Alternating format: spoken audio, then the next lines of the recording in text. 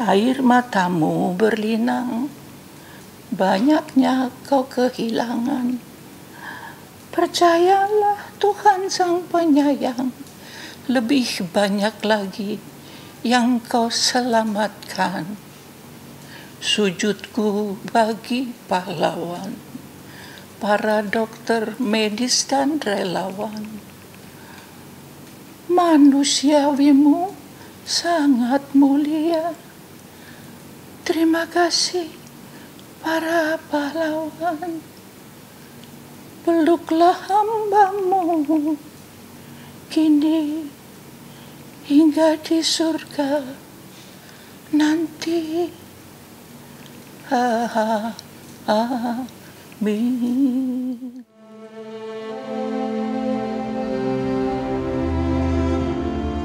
Bertajuk Pantang Mundur, ini adalah salah satu karya terakhir Eyang Titi Puspa sebagai persembahan hati untuk negeri tercinta di saat badai pandemi menyerang dunia. Lewat kata dan senandung nada, Titi Puspa ingin menyemangati siapapun untuk tidak pernah patah semangat dalam berjuang, karena Tuhan Sang Maha Kuasa tidak pernah tidur untuk melindungi umatnya.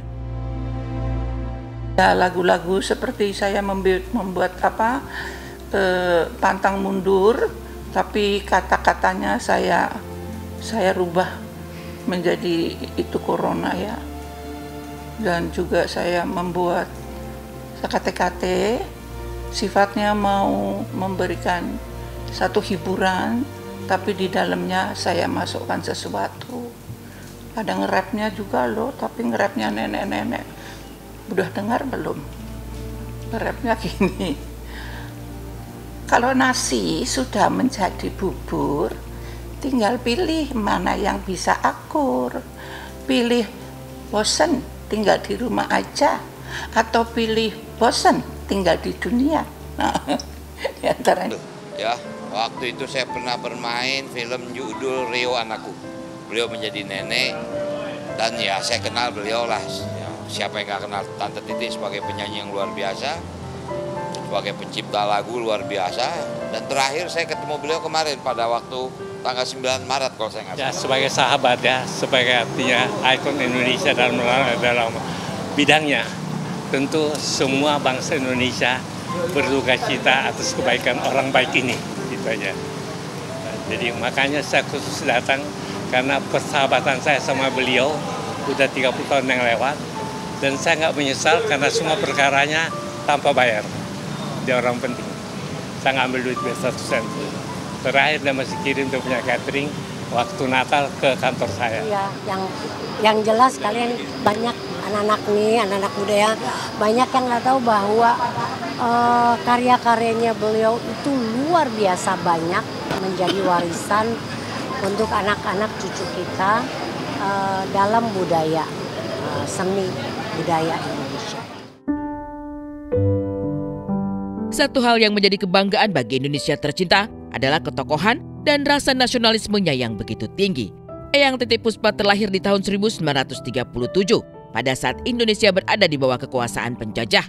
Mungkin karena itu kecintaannya pada tanah air begitu kuat, termasuk selalu menghormati para pahlawan bangsa yang telah gugur demi mempertahankan keutuhan bangsa. Sangat bangga dikasih umur sampai 85, lihat dari tahun Jepang datang. Aku kan tahun 37, Jepang kan tahun 42 ya. Nah itu tuh hidup tuh sengsara. Sekarang saya melihat begini. Saya bersyukur pada Tuhan dan terima kasih kepada para pemimpin, para pahlawan.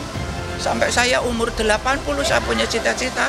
Saya harus datang di makam pahlawan paling sedikit 8 tempat. Aku bisa 13 tempat.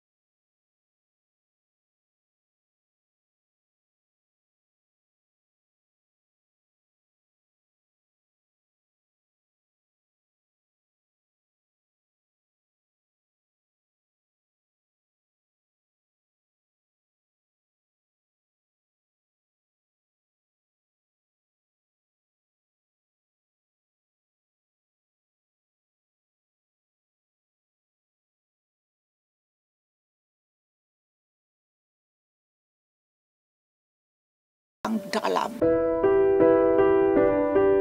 Di kalangan musisi, Inul Daratista adalah salah satu penyanyi yang memiliki kesan mendalam terhadap sosok Eyang Titi Puspa.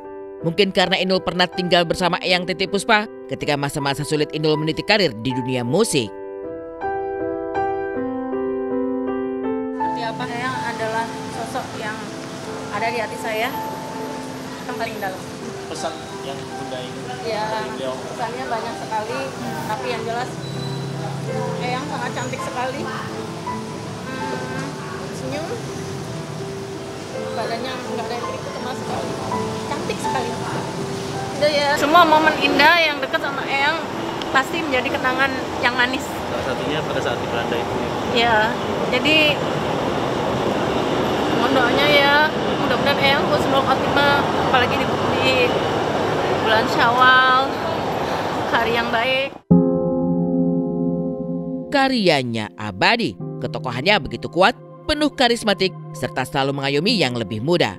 Setidaknya, kesan ini yang terpahat abadi di setiap sanubari para aktor dan musisi muda, sehingga kehilangannya ditangisi oleh segala kalangan. Selamat jalan legenda tanah air, peziarahanmu sudah berakhir di titik finish, tapi suara indahmu akan tetap abadi dalam lagu-lagu serta kenangan yang abadi.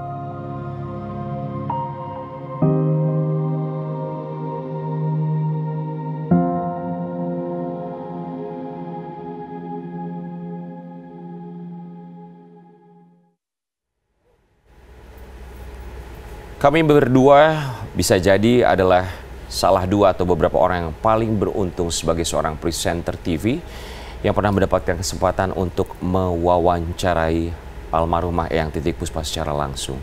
Bagi saya secara pribadi, di mata saya, Eyang Titi Puspa, pertama kali saya melihat, berbicara dengan beliau, kita tahu bahwa beliau ini adalah sosok yang melegenda, senior, tapi begitu perhatian kepada para junior, bahkan kami yang usia jauh lebih muda, memberikan perhatian sekecil apapun, bahkan memberikan masukan sekecil apapun yang menurut orang, tapi menurut saya secara pribadi, satu perhatian yang begitu besar.